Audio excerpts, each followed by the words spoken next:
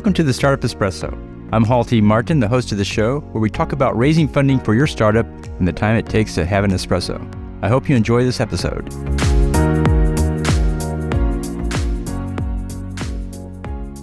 Hello, this is Hall T. Martin with the Startup Funding Espresso, a daily shot at startup funding and investing. The omission bias is defined by Wikipedia as the tendency to judge harmful actions, commissions, as worse or less moral than equally harmful inactions, omissions. Founders will often omit details rather than give outright lies when pitching their startup to an investor. Ultimately, in due diligence, all the facts will become known. It's not a matter of if, but rather when. To overcome the omission bias, consider the following. While you can't put everything in the first pitch, it's important to inform the investor of key issues rather than letting them find out on their own. Coming from the founder, the investor will consider it as a new fact about the startup.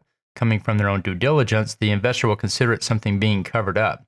Instead of procrastinating, make sure you are timely with the information as you are building a relationship with the investor. Trust is the foundation of that relationship. Best to put everything on the table as soon as possible with the investor so there are no surprises later. Thank you for joining us for the Startup Funding Espresso, where we help startups and investors connect for funding. Let's go start listening to today. Hall T. Martin is the director of Investor Connect, which is a 501c3 nonprofit dedicated to the education of investors for early-stage funding. All opinions expressed by Hall and podcast guests are solely their own opinions and do not reflect the opinion of Investor Connect. This podcast is for informational purposes only and should not be relied upon as a basis for investment decisions.